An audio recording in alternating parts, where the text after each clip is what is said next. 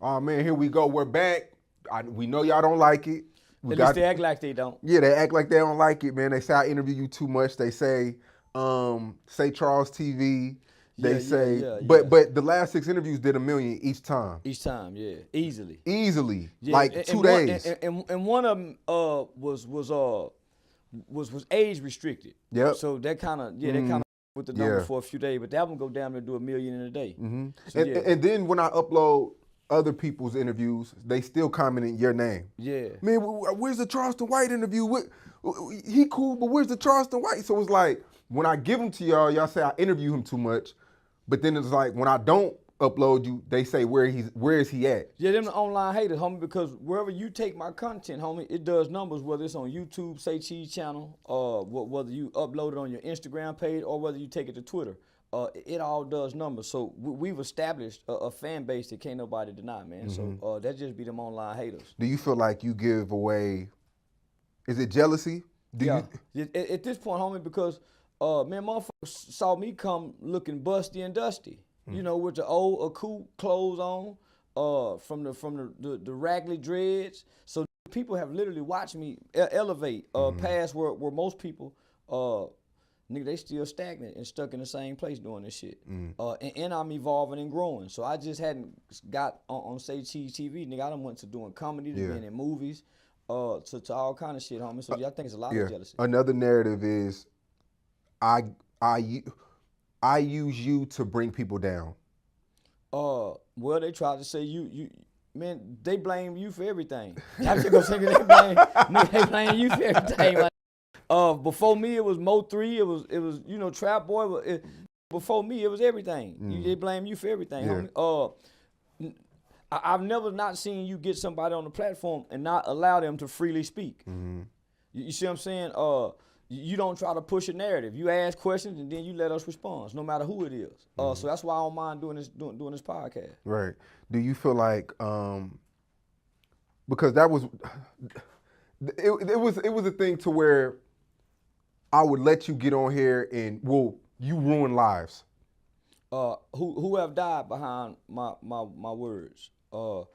I don't get on here threatening people. I get on here with my opinion, and my opinion hurt feelings. It don't ruin lives. It hurt feelings, and it make niggas cry. It don't just make niggas cry. It make gangster niggas and street niggas cry, and get their panties in a bunch. But nigga, nobody's life have been ruined by a Say Cheese TV interview. Nobody. So nigga, this still is America. A nigga still got freedom of speech, and I got a right to my opinions. My opinions are just so strong. It make people feel like I'm right, but my opinions don't make me right, nigga. Yeah, whether I'm talking about Julio, Fulio mom, they didn't have that opinion when drill music was going on. When Tuka mamas went on her, they didn't have that opinion. When Duck Mama got on her, they kind of went against Duck Mama. They did. They blame her for it. You see what I'm saying? So how are you ruining people's lives? And this is a business. Now, this is a business. This is a return on your investment. So why not keep getting a good return on your investment? That's right. That's right. Shit, why not, nigga? Shit, nigga, this feed your family. You just had a new baby, nigga. Fuck them, nigga. Shit. Happy Thanksgiving. though. Do you even care about Thanksgiving? I have to because well I don't, but I have to pretend like it because my mother is a devout Christian believer, so she adhered to the holidays. But nigga, everybody know the origins of Thanksgiving is the Englishmen, colonizers coming over here tricking the Indians, learning how to grow food here, and then they celebrated the massacre by having a feast. So this is a feast to celebrate killing people. So nigga, I just go along to play along. But yeah, now in the back of my mind, I don't care about no holiday. You know, rappers tend to give away turkeys around Thanksgiving. Do you look at that as really giving back to the community? Nah, because giving away turkeys don't help nobody. It helps save people money though. No, it don't. Most people go get a turkey away to somebody else. Most people I see go get a turkey, get 2 or 3 turkeys, and then go give a turkey. And most people who I see really get turkeys don't need turkeys. Why not give them the money so they can help pay a bill? Because rent right around the corner. You get somebody money, they're not gonna go pay a bill. Well, a real poor person, if they got a light bill due. So this is what I'm saying. You giving away turkeys so you to feel good. Because if you really want to help somebody, you teach them how to fish. You don't give them a fish. You teach them how to fish. You don't give them a fish. And then what problem are you solving for one day? Most of the holiday food gets thrown away. Nigga don't get ate. That's real. Yeah. So, nah, nigga, that's just for you to feel good giving away turkeys. I mean, it's good on. It looks good on the image though of a rapper. Yeah, it does. But show up with some blankets, some beanie hats, some scarves, some gloves, some socks, some panties, some bras. Because it's getting cold now. The season is changing. Way more affected by this cold weather than you is that one day of hunger. So now that shit just for you to feel good in your image. He who controls images. So yeah, now in a way a turkey too. But have you ever been? But have you ever been the one to receive a turkey though? Yes, I have. When I was poor, I used to stand in the projects and stop six and give away turkey with the Fort Worth Police Department, as well as take a turkey with me because I needed one. But I don't know how to cook a turkey. I go home and give it to mama. Mama don't need the turkey. Yeah, nah, nigga. Nah. There are some people out there that can't afford a turkey though. Yeah, it is. Go get a job, motherfucker. Because you still need a turkey today. Turkey gone. You still need to eat today and tomorrow. That's true. And so then just think about you giving a homeless or a poor person a turkey. Where they go cook it at? And you just giving them a turkey. What's going to go with the turkey? If they need a turkey, they need sides. So what else you go give them? So why not just give them a meal? And why is it always a turkey? It's Thanksgiving. It's the cliche thing to do. There you go. It's the cliche It's the cliche thing to do. That's why tradition gets in the way of what's really right. Because you're not doing it because it's right, you're doing it because this is traditional. And that's why it's easy to wake up today and forget about the person who you gave the turkey to and start shopping for Black Friday because it's tradition. Yeah. It's easy to forget about a poor motherfucker today because you finna go spend some money when you can afford to spend money on Black Friday. And then wait till Cyber Monday. You damn sure ain't thinking about the motherfucker who need the turkey then. So it's just cliche. So I ain't with the bullshit. I keep telling y'all I think everybody playing.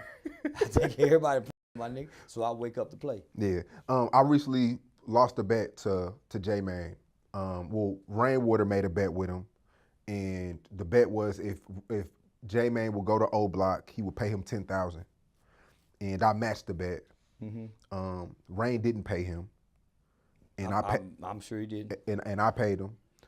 Because it was the money was for the kids. So J-Main dispersed the money to multiple kids who parents are deceased or mom and dad may be in jail.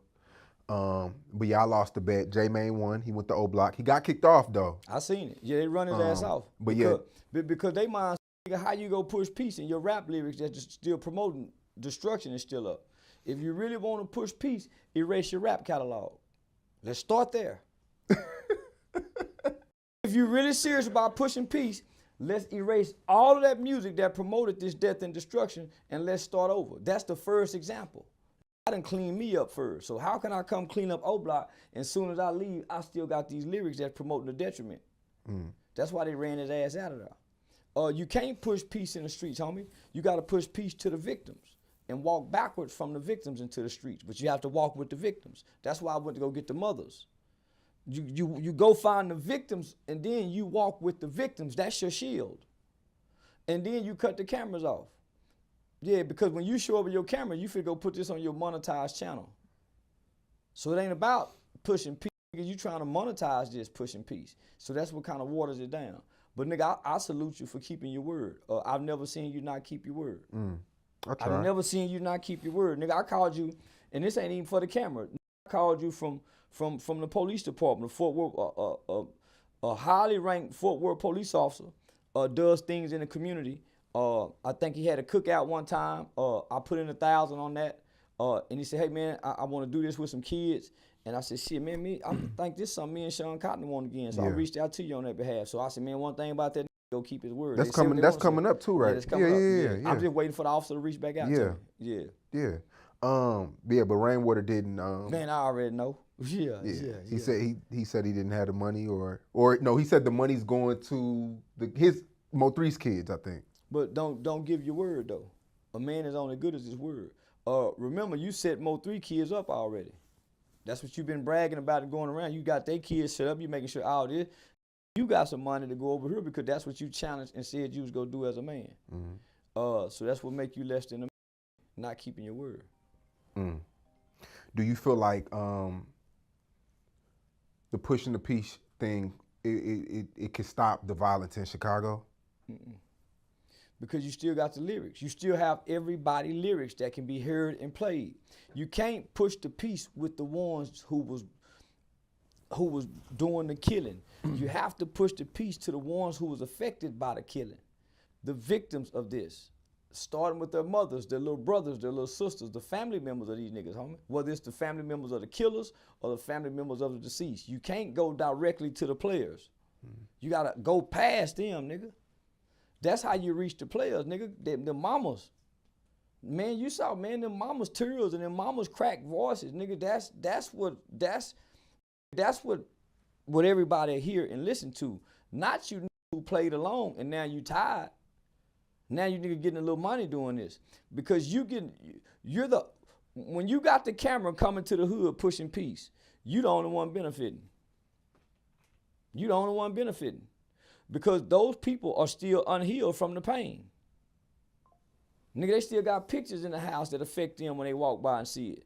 And you still got your music up. Once you take that music down, then you let these people know you serious. But you got to cut the cameras off and start without the cameras. That's if you serious. So, the pain right now lie at the feet of the victims, not at the ears of the shooters. It lie at the feet of the victims. That's the starting line. So yeah, homie, I salute him for what he did, and I see he really gave the money away. So you can't deny that. But you ain't serious about pushing peace with that music still up. Deion Sanders' team is 9-3 now, and a lot of people are saying that where the haters at now. I mean, they winning. They might not make a bowl game because they last lost 2 weeks ago. So they still 9-3. But I'm saying I thought we was on HBCU though. Y'all done went over to the white man with this white man team, a predominantly white team, a predominantly white city, and Jackson State University is also still winning without Deion. Nobody have even mentioned him. As a matter of fact, I got invited to their game December 7th by the players. And I'm going to be on the sideline with the players December 7th for Jackson State University. I thought we were promoting HBCU. Remember, it was hashtag HBCU. Not hashtag Deion Sanders, not hashtag Travis Hunter, not hashtag whatever that boy name is, Sanders Jr. Yeah. I thought we were hashtagging HBCUs. That was the narrative. So we didn't start hollering Deion until he went to Colorado. So I'm still at HBCU with Jackson State. I'll see me at December 7th. Let's say you own let's say you host a black club. It's called Magic City. And they pay you $20,000 a month. But then you have this white club in Utah that pays you $50,000 a month. What are you doing? You gonna go take that $50,000? I might. Yeah, I just might. I just might. But nigga, when I got money, it ain't all about money. Nigga, I do a whole lot of shit, nigga. I do a whole lot of interviews and shit for $3,000 and $4,000, knowing what I make over here. I do a whole lot of comedy shows with black promoters who ain't got nothing compared to what I'm getting over here. And I make up for it with my merch. I make up for it when I come to your town, homie, and I try to book me some interviews while I'm in your town because it's about the relationship I'm trying to build with my people. But nah, I ain't turning away from my people. I'm gonna keep the light on them. Deion ain't even putting the light over there to the wide receiver who was on the opposite side of Travis Hunter is just as good, homie. Them still winning without Deion, but you don't hear nobody clapping for them. You don't hear nobody clapping for them, homie. And the whole narrative was hashtag HBCU, and you ain't seen that since Deion left. That's where I'm up at. It ain't about that he went to Colorado. You took the light off the pole. You took the light off some homie who just hoping that you would give them some kind of mention as they try to make it to the NFL from Jackson State. Man, I hope Deion could just mention me. Turned your back on them, on kids who came just because of you. And some of them decided not to go with him. They stayed, and they still winning. And you don't hear no black community, no black platform, no nothing. It's posting them, giving them no highlights. And them done won some offensive player of the year, defensive player of the year. And them balling, homie. Niggas balling. Yeah, I didn't know that. Man, I didn't either till I just went down there 2 weeks ago for my movie premiere. And nigga, I was in the club with all them little niggas, homie. And they gave me a personal invite. And I said, shit, nigga, Uncle be there. Yeah, I'll be there December 7th. I think it's hard for it would have been hard for his son to get into the league playing at that level. So I feel like he had to up that D1 level. Yeah, it was for his son. That's what I know. Yeah, it was for his son. So it There's wasn't nothing wrong with that. You would do something for your son. Nothing at all. I would most definitely do that for my son. But don't make it like this is for black people. Black people is making it like he's doing this for black people. He's doing this for his son. But in the beginning, nobody would give him a chance to coach nowhere. Nobody.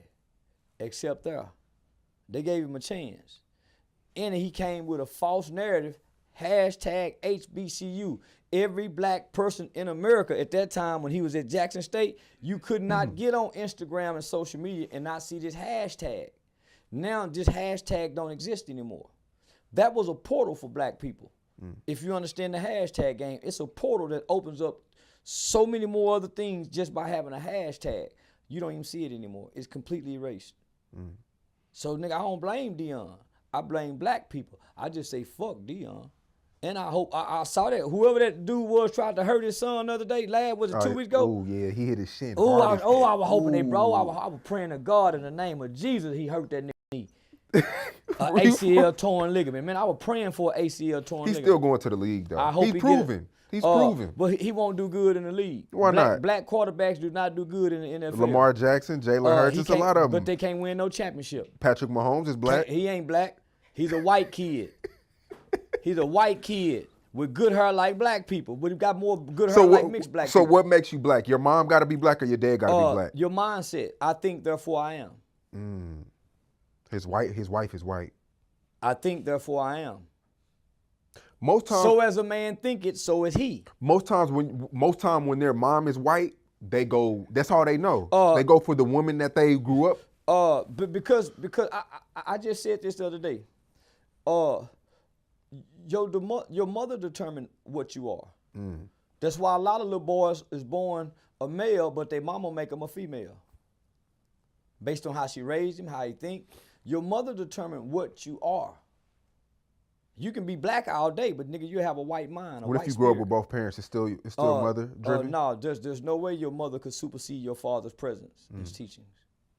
If you grew up with both parents, there's no way that your mother could supersede your father. Patrick Mahomes grew up with his mom and dad. His dad is a drunk. But he was a baseball player. He played in the major leagues. Man, but they wasn't together. They wasn't together. His daddy didn't say, "Hey, give me this boy." We're going over your. Wait, are you assuming this or you know this? I or know you can this. just tell by the way? Well, man, I do a little research. Like I done some on Haney. He was raised with it. Man, there's no way you have a black father with a white wife and you grew up with your black side of the family. There's no way. There's no way. There's no way, homie. Because a son can only do what he see his father does. There's no way your black active daddy who like white women is gonna be in your life and you're gonna like white women. And you over here with your black grandmama, your black aunties. I mean, his mom is white. He grew up with a white mother. He's a white kid. So who taught him how to put grease in his hair? Not his white mama. Probably his dad. Probably his dad? Maybe. Nah, man, nigga's a white guy. When I see Patrick Mahoney, I don't look at a black man. What if he grew up in a white neighborhood? Because sometimes it's not the household, it's the neighborhood too. It's the zip code. But I grew up in a white neighborhood. 76104 was a predominantly middle class white neighborhood when I was growing up. Wow, Daniel, New York Avenue. All that were white people. It wasn't hardly any black people in that neighborhood.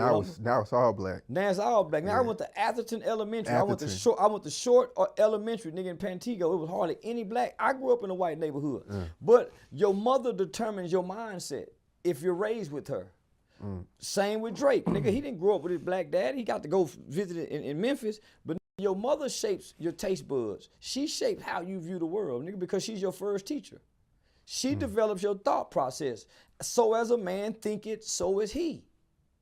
Nigga, you can be black all day long in color, but in soul and spirit, you really white. But we talked about this before. Okay, you have a white mom, you go to a college full of white women, you're gonna end up being around that 24/7. Whether if you're at home or school, you're gonna see white girls who are attracted to you, which made him.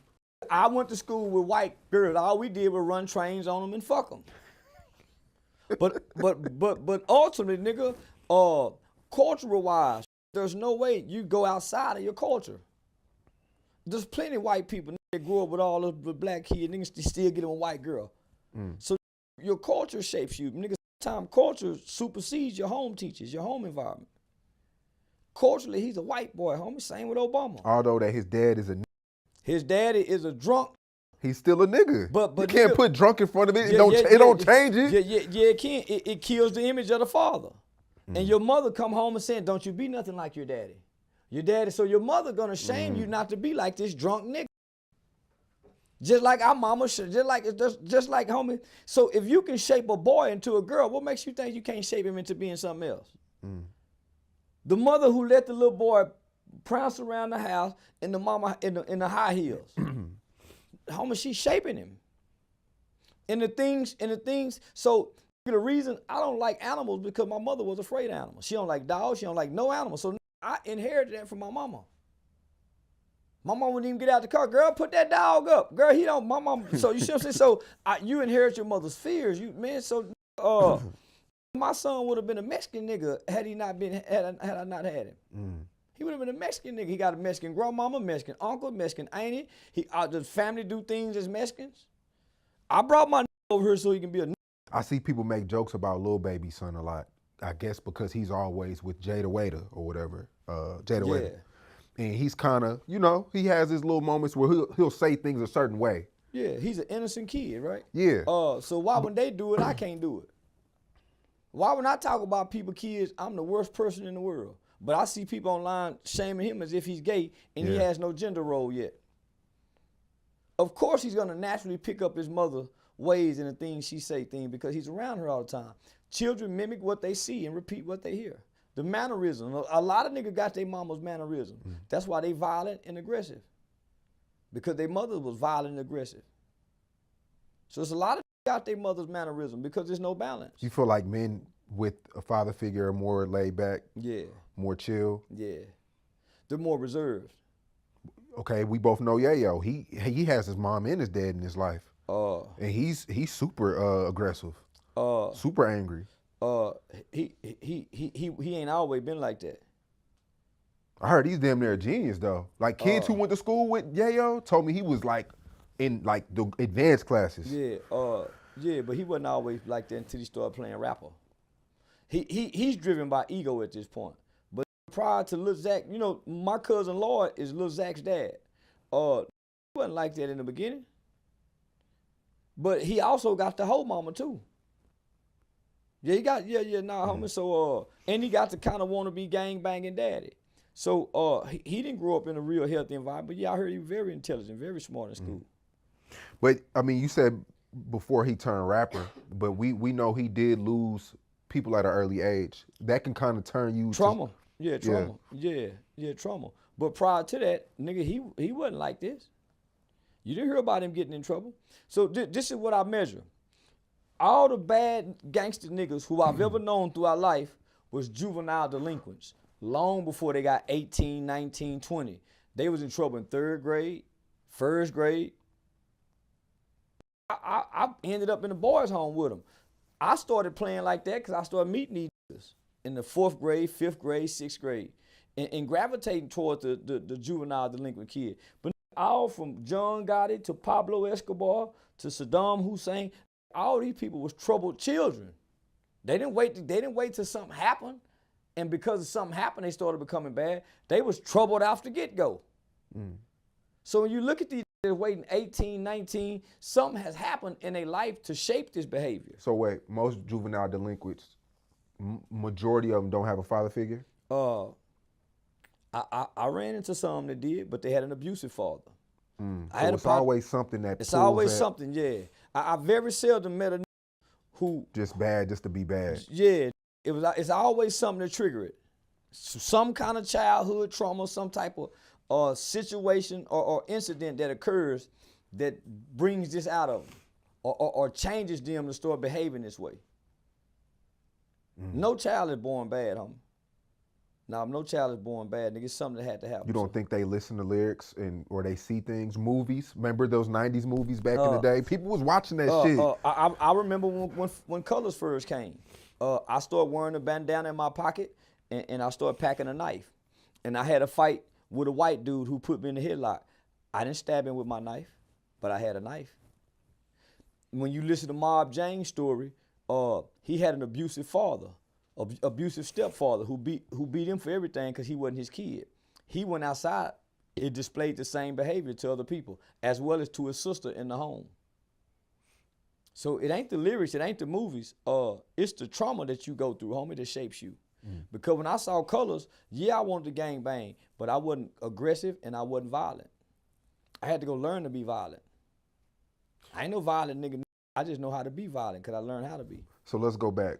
Steph Curry, so he's white? Yeah. Come on, dog. Steph Curry not no white, dog. He not white, bro. He ain't? Nah. He got a white mother. He white. But his dad is black and been in his life his whole life. And his Steph Curry's wife is mixed. Yeah. He about like how my son is. He ain't black. It's a medium. Homie, my son probably would never date a full black girl. He got a biracial girlfriend. So your son can't say he's black? He ain't black. But you're black. I don't mean that. He black and Mexican. You can't deny the other when you're both. Especially, so homie, there's no way he could be black because black is not gonna accept him as black. Mexican ain't gonna accept him as Mexican. He in the middle and have to find his own. Us as black people, do we have any allies? Do we have a race that fucks? White people. Bro, shut the fuck up, bro. If you're a patriotic black person, a white person will be your best friend if you're patriotic. If you're a patriotic black person, white people will be your best friend. You see that, nigga? Nigga, the Ku Klux Klan sent me that from Stone Mountain, Georgia. You think I'm bullshit? The Ku Klux Klan sent me that. Look at that address. Wow. Y'all, this is real. I can't put it on camera. No, look at that address. Where'd that come from? The headquarters. Memorial Drive. The motherfucking headquarters. Conservative. Wow. How they find you? They've been putting my address online forever. They sent that to the main house. Would you ever go to the main house? Yeah. Yeah, hell yeah. Because I understand. Homie, who else teaches us how to read? No other race would teach us their language. No other ethnicity group would teach us their language.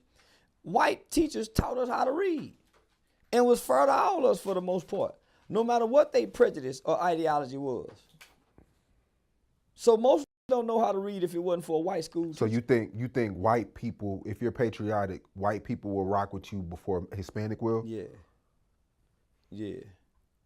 But Hispanic, they love the culture though. They love the. But they hate the color. Mexican men hate the fact that you sleep with a Mexican woman or their sister. White people do too. Nuh-uh. They'll find it accepted at some point. Mexicans will hate you. Mexicans don't like us, homie. Asians don't like us. A Mexican be your friend all day long till his sister start liking you or his girl start liking you. I've been to Eagle Pass down by Mexico. They are not loving toward us. Go to prison. Mexicans hate. They do in prison. I keep. Man, you go to jail, nigga. You go see Mexicans hate us. They just want to be us. Like they'll side with the white. Yeah, over us. Yeah. They don't, Mexicans, brown and black don't ride together against white. That's crazy. White and brown ride against black. So nigga, go to California and see how Mexicans really feel. Them real Mexicans. Yeah, these Texas Mexicans ain't real. Ese vasto, no, they Mexican. But leave outside of Texas and you'll see how Puerto Ricans feel, Cuban niggas, they don't rock with us. Sure. A white person is more likely to speak to you and embrace you out in public or outside of your normal environment before Mexican or Even Asian. Africans and like Nigerians say crazy shit about African Americans. Yeah. Nobody rock with us but white Americans, homie. But what is it about us though that makes us the most hated? We're disrespectful. We're arrogant. Loud. We have an ethnocentric ideology belief as if we're better than everybody because we think we were the first. We think we're old. Yeah. We're entitled. Yeah. We're lazy. when you get on the job with most black people, everybody look at them and see, man, that nigga, you know, we don't work as hard as other people. So it's obvious why they don't like us. Just look around on your job. We the loudest. We come in. If we having a bad day, we go tell them off. We ain't take what we not gonna put up with. And we're not the brightest. We're not. We used to be at the front of the pack, homie, in the 60s and the 50s. We're not the brightest anymore. And we ain't the strongest and the toughest like we think we are. That's why the white boys got into UFC and started kicking their ass. Yeah, we just know how to use our hands and fight. Them niggas using feet, Man, elbows. that's why the funniest looking. That's why UFC came about, homie. Yeah. And UFC